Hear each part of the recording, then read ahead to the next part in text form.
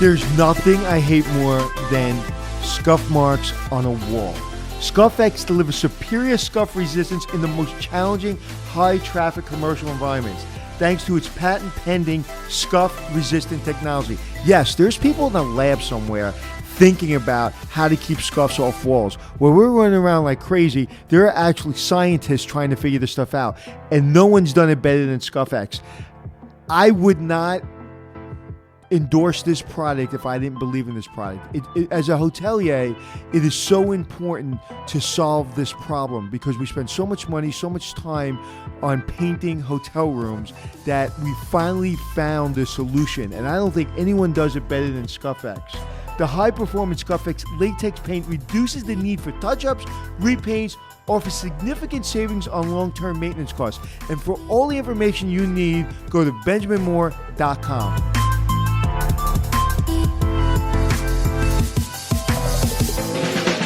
It's checking in with Anthony and Glenn, teaching you to be the hotelier that you wanna be. It's checking in with Anthony and Glenn. Anthony, I'm stressed, Glenn. you look really stressed. No, I'm not. You look. Well, we're going to talk about stress, Glenn. We are, and I am stressed out. I'm always stressed out. I have a horrible time figuring out how to manage my stress. I think I'm laid back. I am not. So this podcast is all about how do you manage stress. Right. So I show up and I never look stressed out. You show up and you always look stressed out. I always look stressed out. So what's the difference? Let me tell you the difference. The one thing I don't want to ever show is weakness. Right? I've never talked about this before, and I'm going to share it with you, Glenn. I don't want to show weakness. Stress shows weakness. Stress shows I'm not here. I'm not in the moment. I'm not with you, Glenn. That my head's somewhere else. I'm thinking about something else. I have a worry about something else. So in all the time we've done podcasting together, have I ever looked like my brain's someplace else? No. Right. No. You're always very focused. Right. And that doesn't mean I always am, but I would be embarrassed for you to think that I'm stressed out. I don't ever want to show my hand, and I never want to show that I have a weakness. Now, I think I handle stress better than most people because I like the speed of life. Right. And so I like handling multiple projects and multiple things at once.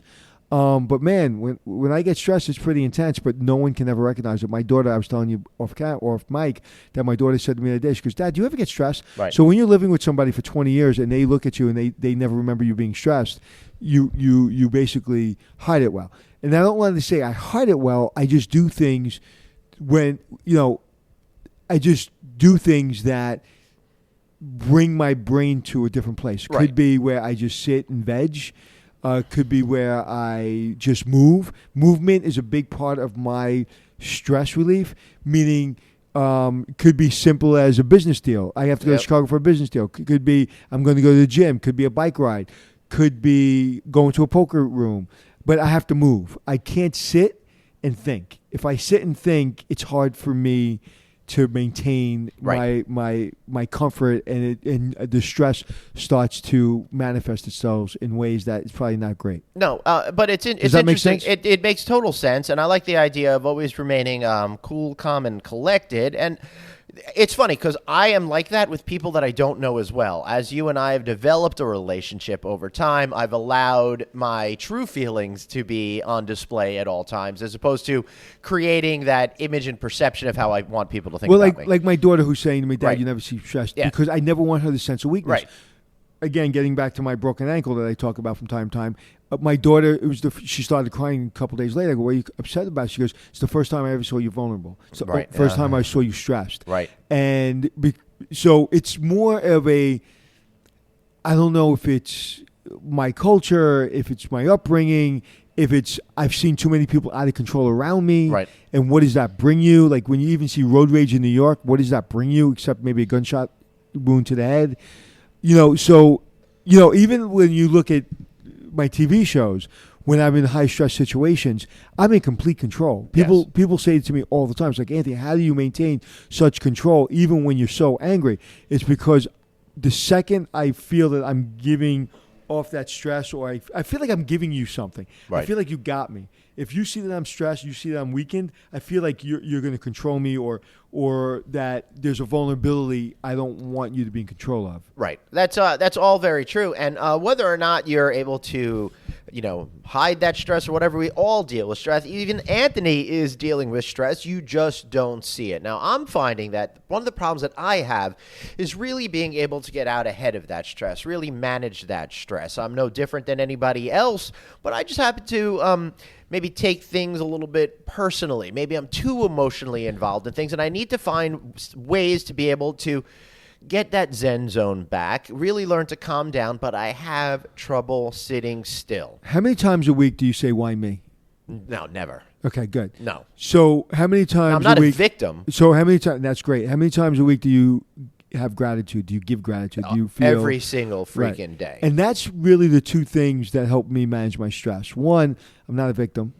Number two, not being a victim. Why me? Why me? Why me? I'm not in that world. And gratitude, man. Right. Every day. Right. And even when I'm having a really, really tough day, gratitude, because it can always get worse.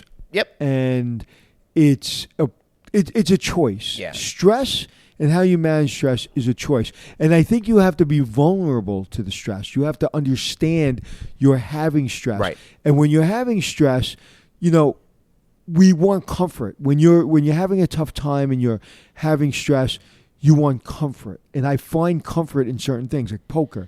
And so you have to find something you're dependent on to give you comfort. And right. A lot of people, when they have stress, they go to alcohol, they go to drugs, or they go to things that is basically going to add stress to their life, not take stress away.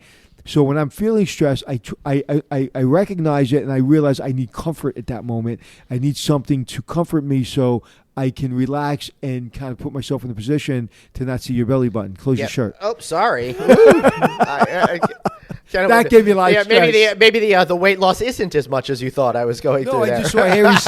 All I saw was hairy skin. Right. All right. So I will say that for me, the stress and trying to deal with stress is about trying to find mindfulness, a sense of calm inside, so I can deal with all of the issues that come to me that I am currently expressing by feeling that stress. So how do I turn that stress into mindfulness so I could be able to handle all of those day-to-day problems that come about? So I've been trying to figure that out. You have to recognize it, right? Yeah, I recognize it. I'm at that point, but I have a hard time quieting down. You hear a lot about all the famous people, Oprah and Bill Gates and all of those folks. They seem to be able to meditate every day. I have a very, very hard time doing that. I find that there's too many distractions around me that prevent me from doing it. Too much sensory overload in order to be able to calm down. I can't sit quietly for 5 minutes. I'll have to put on a podcast or some music or something like that. So, yeah, I tend to have content, whether it be TV or iPad or something. But the two things that help me, and it kind of actually leads sometimes into my stress because I don't sleep enough, is I wake up slow and I go to sleep slow. So this morning I had to be here at 10 o'clock. So I woke up at 6:30. It took me about 7:15 to get out of bed. Wow, and that is some slow getting up. And then I wasn't moving, and I wasn't in the shower until 7:30, so it took me a full hour. Wow. So I got up an hour early because I didn't have to get up at 6:30. Right. But I know I need time to gently move into my day. Then tonight, when I get home after dinner and I relax, I probably won't get to sleep at 2 o'clock. Right. And reason being is I'm doing things that, make me feel, whether I'm, again, playing online poker or whether I'm watching a great show that I'm really into. I can't I love people that are able to go through their day, like my wife, sit down and go to sleep. I can't. Right. Like to me, I've had no recreation. I shouldn't say enjoyment, but I've had no recreation in my day. I've worked, podcast or conference call or travel, or I'm working on a deal. I'm working on a new business I just spoke about with you. And it's like I've had no relaxation. So by not being able to close my day in a slow way, I feel like I'm gypping myself, and I feel like, so when I was trying to wake up early this morning to get out of bed, I was trying to get out of bed earlier. I was like, let me just go downstairs 20 minutes earlier. And I just couldn't do it because my body was like, you're not ready. So for me, I don't meditate, but that's my form of meditation. Right. So for me, that doesn't really work. So I've been searching for different ways to be able to calm down. And one of the ideas that I've been flirting with over the last number of years is the whole idea of going to these sensory deprivation tanks, or float tanks as they call them. How was right you? now. You went to one. So I actually went to one this past weekend, and I thought it was an incredible and fascinating experience for me. I thought that it would be something that I couldn't really handle, that I'd freak out. And I actually, when I went there, I started to get a little nervous, and I was breathing very heavy because the whole idea of being in a sensory deprivation tank floating in this water with no stimulus around me was kind of a weird thing. So I was a little nervous to get into it. The whole process was really fascinating. You go into this big room. It's kind of two rooms. One is the tank. There are apparently different types of tanks, and this is almost like a small pool of water, as opposed to like being a coffin that they close on you. So it's almost like a whole room. And you're by yourself? You're by yourself. You're naked. You are. You're in. It's like two rooms. One is the deprivation float tank area, and the other is a shower and sink and all of that kind of stuff. So you got to shower and stuff before getting into it. You're all alone, so you're not wearing any clothes or anything like that. Then you go into the tank, and it's only about 16 inches deep, so you could sit down and then how many inches? 16 or so.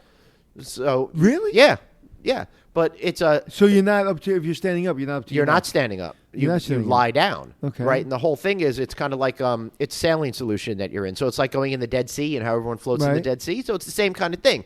So you have to kind of lie back and find a position, and you just float there. In 16 inches of water, you're floating? You're floating. Yeah. It's unbelievable. You don't hit the bottom. What's the temperature? It's like body temperature, because the whole idea is to take away all sensory stimuli. So it's the same temperature as your body. So after a while, the idea is that you stop feeling the separation between you and the water. 90 minutes. And so what was your experience like? My experience was like 10. My experience was like it was definitely a 9, and I'll tell you why.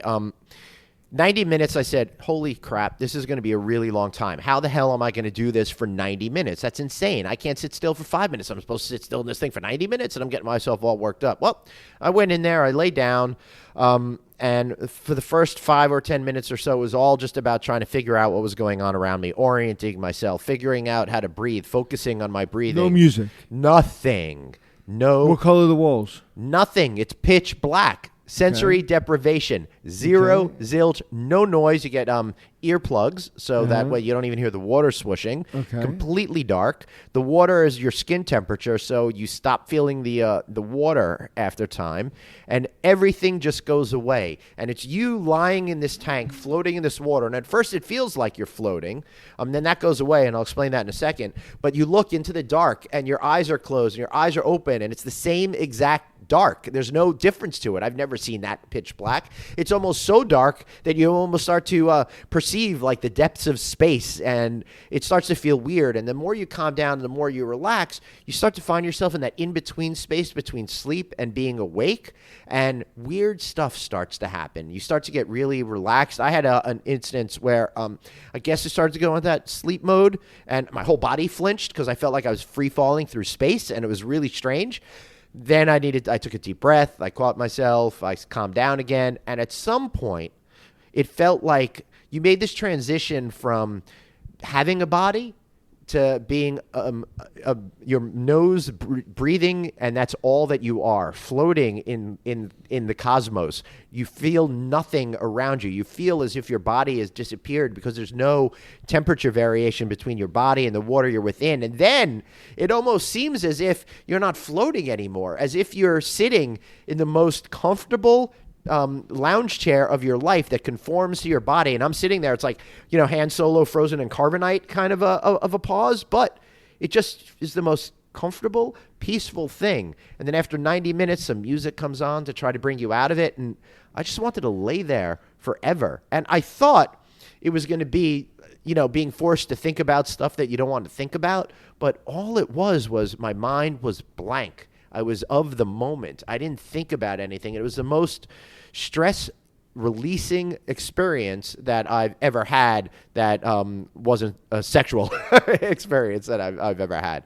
So overall, pretty fascinating. And I kind of it was a float tank, but I kind of feel like I floated through the rest of my day. Everything was easier. No matter what issues came up, it was no big deal. They just kind of washed off of me. The rest of the day. So yeah. you should walk around with a float tank, right? I should, right? So let me ask you a question. You described it beautifully, but in the beginning, I said on a scale of 1 to 10, what would you say? You said a 9. Why not a 10? Because I think it's hard to give things a 10 the first time you do it. I'm going to go again because the first time I was figuring it out, I think that there's room to have a better experience.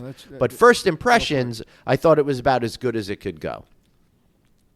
So where was this float tank so people would know? It was in Patchogue on Long Island. Okay, and just that from a business perspective, I have questions. Yeah.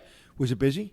No, there were a couple of other people there, but it's designed in such a way to create a sense of calmness. It's an appointment. Right. How much so does it cost?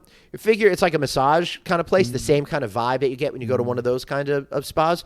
It was $80, but $80, that's it? Yeah, but then I got to sign up for another one while I was there for only $45. So and were you by yourself?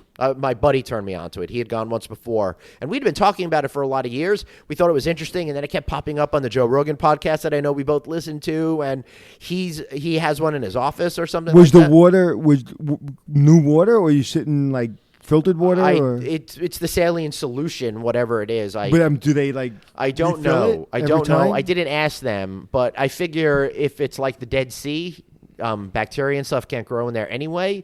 So what's the big deal if I'm going in a hot tub after someone's been in it? This is probably safer than that. I don't go in hot tubs. You're probably smart about that. It's called Legionnaire's disease. Yeah. So, but it's so you don't. So it's not keep filtering. It's just I don't know if they remove the water and add new saline solution for the next person. I didn't ask that question. It didn't occur to me at the time. I was so overwhelmed with all the other stuff that I didn't think to ask that question. It's funny because if it's brand new solution, right. I'm in. Yeah. If it's not, I'll never get it out of my head. Yeah, right. I'm sitting in Glenn's filth. I'm gonna say that they're probably doing it in the most sanitary way that's possible. Of course they are. I just didn't ask those Right. questions. And those people that sue hotels for Legionnaire's disease thought they were doing it in a sanitary way too. Right. I don't know. It just freaks me out. So I want to do it. I definitely want to do it. I think that you would find it a really interesting experience because you've heard enough about it this and I can release point. myself to stuff like that. Like Yeah. I'm pretty, I'm pretty open to really anything, and and I think I've done enough in my life to try to find stress relievers and really try to talk to myself out of real stressful situations, that it would be nice to find something that brings me to the next level. So one of the things I want to do is I want to define what stress is. Right. Stress is a feeling of emotional or physical tension. Right. It can come from any event or thought that makes you feel frustrated, angry, or nervous. Stress is your body's reaction to a challenge or demand. In short bursts, stress can be positive, such as when it helps you avoid danger or meet a deadline. Yep. Right? So we all face it. I mean, I don't think the Pope, everybody has stress. Right. I mean, it's a natural... Right. Now, I think you bring up a good point because it's an issue between good stress and bad stress. Now, I feel that I have more stress than other people. I'm just wired that way. Why? I know, Why do you feel you have more stress than other people? I just do. I don't have any I don't have any real evidence to show that. Okay, but how about this? How about if there's somebody that is on welfare and they have a child with special needs and they can't afford to bring their kid to the hospital with special needs? I think it all depends on how they process it. My whole point was not to say that I have more stress than right, other people. and I think it's important for you to say right. that. That's not my. I'm not. My thought more is that I have. The reason why I say that is I think that there are people that don't have enough stress in their lives, and it prevents them from giving them a sense of urgency to move forward and do stuff. I honestly think that people that don't have stress in their lives create their own stress and create their own dangers. Right.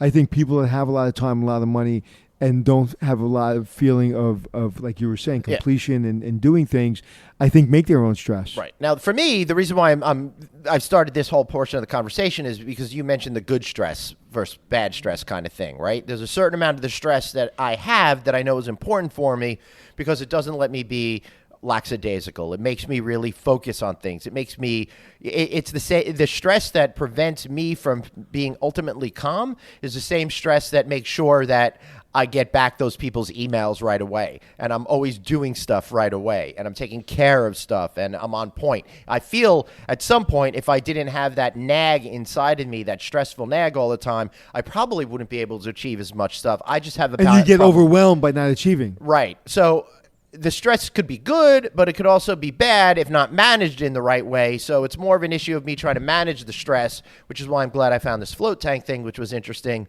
because I need the stress in order to survive and be successful. I think the first thing that people have to do is they have to identify that they have stress. Right. And I also think that people have to identify something that gives them joy. One of the reasons people have problems with diet and dieting and exercise is because now it's another thing they have to stress about. Right. I went out to eat with my friend and they had the cheeseburger and I had to eat the salad. Now they're stressed out because they didn't get to eat the cheeseburger. Or you know what? My friend went to the gym an hour this morning and I didn't go to the gym and I'm going to go tonight, but when I get home I'm too tired. Now I'm stressed out that I didn't go to the gym. Right? So you have to put things in your life kind of in the middle of the things that cause you stress to bring you through the stress. I'll give you an example. The way I wake up or the way I go to sleep, I purposely do that to avoid those moments of stress. I know if I wake up in the morning and I'm rushing, everything is just multiplied. If I know I go home and I go right to sleep, I know I'm going to feel like, I didn't get any time to myself. I didn't get to watch my favorite show. I didn't get to play poker. I didn't get to do any of this. It's not fair. And now you're stressed. Or when I feel like eating a cheeseburger. I don't want to eat a cheeseburger. I want to lose weight. Okay, that's good once, twice, 3 times, 4 times, 5 times. But every once in a while, I'll grab a cheeseburger or I'll grab a slice of pizza. Yeah. So you've got to put things in your path that help you deal with that stress without scheduling it. Like I'll schedule a gym appointment, but the gym appointment is in my natural flow of my day. Does that make sense? No, it makes sense, but you're following your natural biorhythms to find the time that going to the gym is appropriate for you. Right. And I think people put too much stress about de-stressing. It's true. You're so right. Like you're talking about the tank. You were stressed out about de-stressing. Yeah. Because how about this? How about that? Right. It's like, shut up and get in the tank. Mm-hmm. Right? So I try. When my eye is twitching, and it happens sometimes. It actually happened last week. When my eye's twitching, I'm not handling my stress. Right. Yeah. Yeah. So I think the whole point of this conversation is stress can be good. Stress can be bad. We all have to figure out how to manage it in the best way possible in order to turn it into a vehicle that propels you forward instead of holds you back. I think that's a good way to summarize this. Right, Anthony? So what are the simple ways of dealing with stress, Glenn? Simple ways of dealing with stress. For me, it's I try to live with everything in moderation type of attitude. Don't sleep too little, don't sleep too much, don't eat too little, don't eat too much, don't party too much, don't party too little. What I find helpful is silence. I like quiet. Right. When I have quiet, it really gives me a sense. And I don't have to be meditating, but I like quiet. Curb the coffee. I don't drink a lot of coffee. I don't really drink soda, so I don't have a lot of caffeine in my life. Exercise has saved my life. Exercise is my amazing life. What it can do for you. When I feel where my head's going to explode and I'm literally shaking inside, I go to the gym. And again, I go to the gym when I may go to the gym. Right. And it saves my life. It literally... another thing that's important about stress is sleep. I don't sleep enough, and that's something that I think feeds into my stress level. Mm-hmm. Do you sleep enough? I'm in bed enough hours a day, but I'm not sleeping that well, which is why I just did a sleep test last week to see if I have sleep apnea, so I'm waiting for the results back on that. Well, I hope you don't. I hope I do, because if I don't, then I'm just resound to sleep crappy for the rest of my life. I'm hoping that maybe there'll be some sort of solution. Well, I wish you sleep apnea. Thank you. And vacation is important. Like you were saying, you're stressing about going on vacation, but vacation is supposed to bring you less stress. It is. It is supposed to bring you less stress. But it's been almost 2 years since I've had a vacation, so I'm kind of like I'm a little bit worn down to begin with. So I just, Right. But it seems to me, if I can be so bold. No, you will be in bold. Knowing you as well as I know you, you add stress to your life by worrying about the stress in your life. That's right. That sounds right. Right. Mm-hmm. That's counterintuitive, isn't it? Yes. So why do we do that? Because people are whacked, and we No, do we're a not lot talking of, about people. We're talking about you. Yeah, well, I am a people. Like you go on vacation, right? You're thinking about your family, where you want to go. Right. I have the same problems. Everybody wants to go everywhere, but nobody wants to tell me what dates we're going to go. So I just say, I'm not going to worry about it until everybody's screaming and saying, hey, we want to go on vacation, and then we're going to take 3 days to Fire Island and be done with it. So you seem to feed into it. Yeah, maybe. All right. So now that you did that stress tank yesterday, or whatever it's called, Yeah. how are you going to take that, and how is it going to calm you down in your life? I've got to find a way to do some more meditating and breathing and stuff like that, because if I don't get a baseline, then everything kind of ratchets itself up during the day, and I let the things that shouldn't bother me bother me. Well, I think also the number one component, and this is not, I have no scientific proof of this, but I would say stress, a big part of stress is caused by health issues and money issues. Right? And those are two stresses that are really difficult to deal with. I know my friend Jack Maxwell, who's dealing with some health conditions right now, and I don't know internally if he's really handling it well, but externally he seems that he's handling it extremely well. And he just actually went to Hawaii yesterday for vacation, and I hope to God that he's handling it well. But I look at him and I admire him so many ways, because I'm like, I don't know how he deals with that kind of stress. Right. And I know financial stress has been something that I struggled with when I was a kid, and and I was always worried about the financial end of my life. And when things aren't going well, it's hard. Like, so when somebody's going through financial stress, like, how do you handle that? Like, how do you that? Because those are difficult things. And I think I know when I was going through that, I just give a lot of gratitude, and I breathe, and I'm like, just put one foot in front of the other.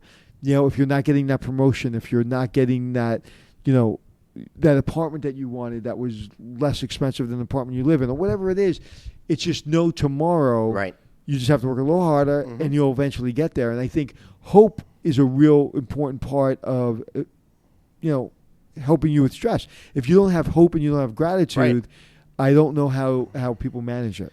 And you may be somebody that's just wired in such a way that you have that more of an optimistic personality. There are some people I know that are their baseline is much, much lower than yours or mine is, so it's much harder for them to not get stuck in the muck and the mire of the negativity of life. Well, I come back to one of my favorite phrases: "No one gives a shit." Right.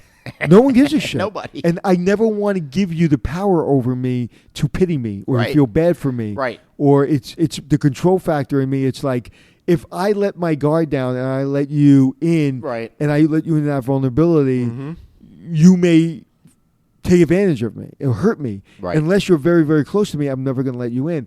So to me, it's that I'm going to manage this and I'm going to figure it out myself, because I'd rather handle it myself and come up with things that relieve the stress than try to find relief in, by giving it to someone else. Right. And then maybe them giving me more stress. Right. With that said, I know when I talk to a good friend, or I'm doing physical activity, I know that really helps me. But when they say with people that grow old and they have a lot of friends, they live longer, and people that don't die. And so one of the things in my life as I get older is I kind of isolate myself, so I'm actually letting more people in my life. Right. And it actually makes me feel better. Yeah, that makes a whole lot of sense. I mean, that's and good. You don't have to bleed your heart out to them, but just being around other people, it's fun. Right, being around other people is always great. But I'm at the point in my life now where I hate the idea of doing anything ever, but then I'm really happy whenever I'm out doing anything ever. Right, and again, I think it comes down to I feel the same way, and I think that's just every generation as you get older. That's why, when people go, like older people go like, I'm not going to a buffet. I'm not going to stand in line. I'm not going to. Well, because you know what? You say you stood in line. You went to a buffet. Yeah, right. I mean, how many rolls of sushi can I eat before you get tired of sushi? I'm not going to the sushi restaurant. I'll stay home and eat my cereal. Right, you'll never hear those words come out of my mouth. But my point being, as you get older, you've experienced so many things. That's so true. Right. So you start to isolate yourself. Yep. And I think that's a danger. It really is. And you don't have to trust everyone. You don't have to tell everyone your deepest, darkest secrets. But I think just being around people, like I say, I get a lot of motivation. Somebody said to me years ago, Anthony, you get motivated by being around people. That's what gives you energy. And I said, bullshit, no way. What gives me energy is my being alone. I'm a loner. I like isolating myself, and that's not the truth. I like being alone, and I like having downtime. Yep. But I'm actually, as I get older, I'm realizing I need to be around people, because if not, I can get into a pretty dark place. Right. Yeah, it's why I love this business that we're in, and I mean the kind of universe that the two of us go in. I love going to events. I love getting to these speaking gigs. I love talking to people. Then I love it when I come home and I don't have to talk to anybody for a couple of days, Right. So I'm a real true blue introvert. I like to go out there, have big bursts of sharing, and then I need to kind of get my energy back. It's so funny. I would love to videotape myself going from an event with high energy. Everybody's there to see me, my speaking gig or whatever it is. And then all of a sudden, the moment I close the hotel door behind me, dude, it's like two universes colliding. I go from this buttoned up, real positive, just go guy, and I'm ripping stuff off me. I'm jumping in the shower. I'm getting in my, in my shorts and my really extra large T-shirt, and I'm just going, ah. And like I go from 100 to 0, right? Literally in 3 minutes. Right. I'll be on the top of the world, because if I do a really great speaking event and I feel connected with the audience, and you could just feel it, you're connecting with them, and such great energy that they imbue you with. And then after you go off stage, you feel it, you're floating, everything's great. This is amazing. And then the adrenaline wears off, and then I become the most tired I've ever been in my entire life. When you go back to your hotel room, or you go home, can you come home and just sit around, maybe have a glass of wine, or do you have to go home, take all your clothes off, maybe jump in the shower, put on your most comfortable clothes, and then walk around? Or because I cannot be in my house for more than a second without just completely getting into my comfy clothes. No, but some people sit around for like an hour and then they go. I don't know. I used to be able to do that, but after I turned 40, there became something about always having to change my pants when I get home. I don't know what Me that is. too. Yeah. Matter of fact, I have a shirt in my car right now. So when we're finished, I'm gonna take my jacket and my shirt off. More people have seen my chest in New York City. Right. You know how many people have looked at me? I don't know if they're looking at me going, "Why is this guy changing his shirt on the sidewalks of New York City?" Or they're saying, "Is that the Hotel Possible guy that's half naked?" That's so funny. I've sometimes now I get it. I've done stuff like that. I'll interview people, and I'll be dressed all nice, and then I'll have like a 4-hour drive home or something. So I'll go to my car, and then I'll have to get naked in the back of my car and put on something comfortable. I've been naked in the back of my car over the age of 18 many times. Between 16 and 18, that was for other reasons. But it was, I just, listen, when you're comfortable, you can do anything. What was the hotel commercial? When you're comfortable, you can do anything. Was it Holiday Inn or Marriott? I don't know. I was just thinking about Cosmopolitan, just the right amount of wrong. Just the amount of, I like that too. Yeah, I think that's a great catchphrase. So, Glenn, tell us something we don't know. We're going to jump to that right now. I feel like I've revealed a lot already on this particular podcast. Let's see. Tell you something that you don't. Well, tell me something that you do besides jump in saline solution that gives you comfort to de-stress yourself. Besides swimming, eating. My whole life is built around food. As you know, I like cooking, but I really just love experiencing food with friends and family. The other night, I just went out with my boys, and we just went out for some sushi, and we just had a great time connecting. And I find that over meals with my boys, it's just a great time to really have meaningful interactions. I find a hard time doing that if we're just at home. When I'm in a diner with my children, and usually individually, I try to just like, if I'm picking them up somewhere or dropping them off, I say, let's go to the diner. And I find that half hour, first of all, there's a no cell phone rule. Cell phones Same here. Not only not on the table, they have to go away. Yep. I can't see them. I can't look at them. My phone, their phone. And that's a real good way to The only time we have an exception for that is if someone insists they're right, then we're allowed to do a Google check on a topic. Yeah. Absolutely. All right, Anthony, tell us something about you that we don't know. Did I mention that I lost my cell phone in Spain on the podcast? I don't think you didn't mention it on the podcast. I know you knew it off the podcast. Did you know when I was away that I didn't have my phone? I didn't. I sent you one message. I didn't hear back from you. I just figured you were busy. But at some point, you sent me a note somehow, I guess on the computer, saying you lost everything. I'll be in touch. Right. Okay. So I'm in Spain. I get out of the car. I'm about to get on the train, and I'm with a gentleman, and we're both talking, and I literally just got there. I'm going to be there for 4 days, and I put my phone in between my legs instead of in my pocket, and I got up, and I left my phone. And then when I went on my iPad, when I got internet connection, I tried to get in my email, my social media, my texting, everything, and they said, well, we'll send you a code because you're in Spain, and we don't recognize this iPad. And so they sent guess where they sent the codes to? Your phone that you don't have. Right. So I hadn't looked at an email in about 4 days. So again, stress, right? So we're talking about stress. So you lose your phone. You have no email. So I go to my immediate emergency head. Okay, most important thing, my children, my wife, are they okay? Do I know where they are? Do they know where I'm at? Right. Okay. I can text on my iPad when I'm on the internet. Done. So the stress level goes from 100 to almost 0 because they know where I am. I know where they are. That's it. Business, it's going to hold. If somebody wants to get in touch with me and they send me an email, they'll text me, which I can get on my iPad, and I'll deal with it. So I just completely released myself to the stress and said, I'm in Spain. I'm with this great company.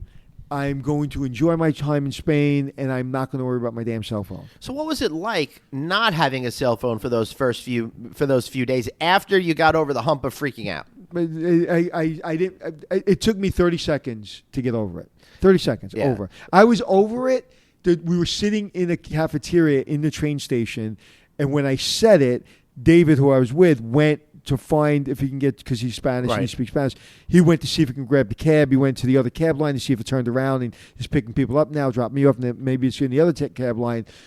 The time he got back, which was maybe 10 minutes, and literally I was probably, time he got up from the table, I was already distressed. I was like, because I said to myself, again, what did I tell you about my stress? I don't allow things to control me. Right. So by me allowing that phone to control me, I'm allowing that phone to keep me stressed. So by keeping me stressed, I can't get to my phone. I don't have AT&T. I have no choice. So why am I letting something that first of all, it's my fault, and second of all, I have no control over the situation right now. Mm-hmm. I can get in touch with my family. I'm done. That's it. It's over. Deal with what's in front of you. So then I got in my car. My friend Robinson, who drives me, picks me up at the airport at 12 o'clock at night. 4 days later. And I had texted him from the airport on my iPad, and I said, hey, I may ask you to bring me to the 24-hour store on 57th Street and 5th Avenue in Manhattan to get me my phone because I lost my phone. He goes, no trouble, no worries. So we get there and I go, Robinson, what do you think? He goes, well, to get you home, it's a half hour worth of traffic because there's an accident, or I can go into the city and it'll probably, we'll get in the city in 25 minutes. So we can sit in traffic for a half hour. We can go to the city. I said, let's go to the city. Yeah. So go to the city, tell the young lady, I'm in and out in 35 minutes. I have a brand new cell phone. I'm home. Actually, I picked up my daughter who was out on the way home. I got home. I had my phone. In the morning, I checked all my emails. That's it. Beautiful. No one died, and I didn't explode. But I chose to not allow that to control me. Beautiful. And that reduced my stress. So, Glenn, tell us where we can find you. All right. You can find me at Traveling Glenn everywhere online. And also be sure to give us that 5-star rating on iTunes, on Google Play, on Stitcher, wherever you like to download our show or any other your podcasts up there. It really does help us. And if you leave a comment, we'll read it online. Anthony, how do we find you? You can find me anywhere you want to be on the internet at Anthony Hotels. So, for Glenn, this is Anthony. Thanks for checking in. It's Checking In with Anthony and Glenn, teaching you to be the hotelier that you wanna be. It's Checking In with Anthony and Glenn.